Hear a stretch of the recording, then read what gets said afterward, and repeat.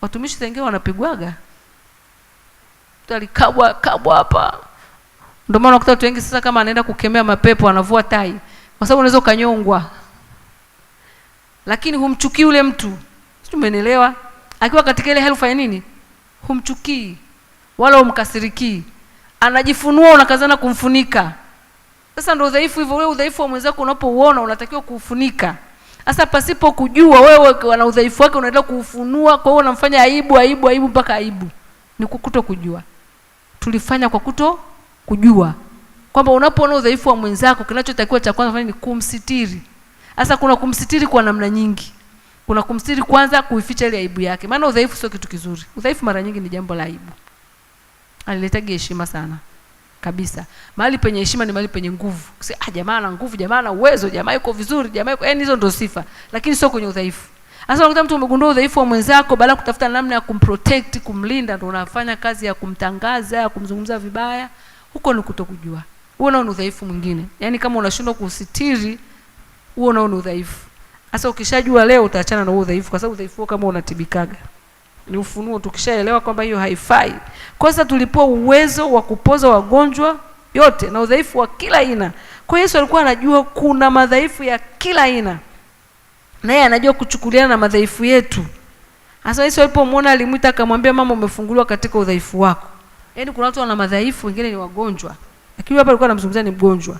Lakini wengine ni tabia tu, character tu, mwenendo yao tu, hulka zao tu, jinsi alivyo. Mwingine unakuta tu ni kushindwa hata kula baadhi ya vyakula. Ni hali fulani tu ambayo sio ya nguvu, unaposhindwa kufanya. Lakini sasa kama ameshindwa, kama hapendi na kila kinamletea madhara, wewe kwa nini umzungumze vibaya? Biblia imesema kabisa kuna mwingine anakula kila kitu, asimhukumu yule ambaye hali kitu. Au yule anayekula vitu fulani vingine hali, asimhukumu yule ambaye anakula.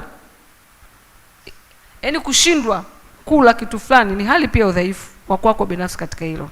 Lakini leo nilikuwa nilisoma kutoka Warumi 8:26 ndio nasema kadhalika Roho naye hutusaidia udhaifu wetu, kwa maana hatujui kuomba jinsi tupasavyo, lakini Roho mwenyewe hutuombea na kuugua kusikoweza kutamkwa.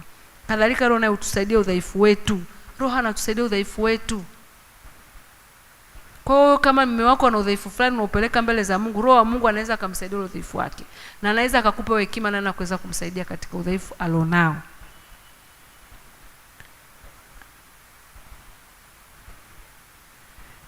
Mimi ninachojua Mungu sio mpumbavu.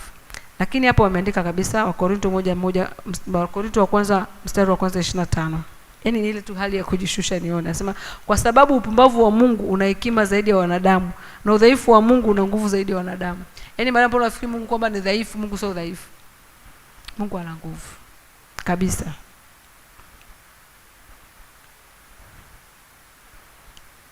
Neno la Mungu ni dhahiri sana. Na ni halisi sana. Na tukilijua neno la Mungu na tukilisoma litatusaidia sana. Yaani maisha ya rohoni au maisha katika ndoa, ili tuweze kuishi vizuri lazima tuwe wasomaji wa neno la Mungu. Kwa sababu neno la Mungu linatuongoza, neno la Mungu linatujibisha, neno la Mungu linatukemea, neno la Mungu linatuelekeza, neno la Mungu linatusaidia. Ni pumzi ya Mungu, ni uhai wa Mungu ndani yetu. Kwa hiyo neno likiwa hai ndani yetu linatuwezesha kufanya yale ambayo tunatakiwa kufanya. Lazima kuwa na neno la Mungu la kukuwezesha ndani yako. Kitabu cha Korintho wa pili sura ya 12 mstari wa 9. Naye akaniambia, neema yangu ya kutosha. Ndiyo. Maana uweza wangu hutimilika katika udhaifu, basi nitajisifia udhaifu wangu kwa furaha nyingi, ili uweza wa Kristo ukae juu yangu. Uweza wake?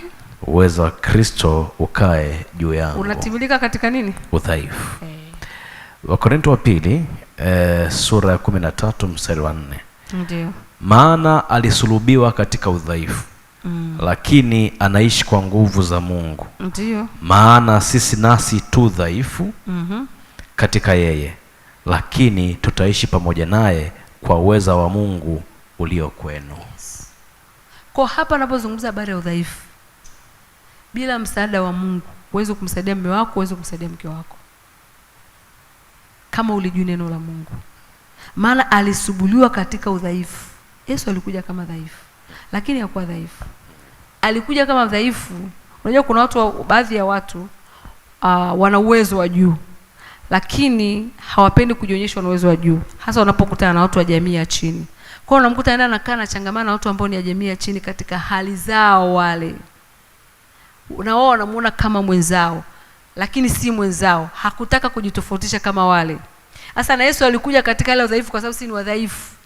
Akachangana sisi katika hali ya udhaifu, lakini akiwa yeye ni mwenye nguvu. Tunasema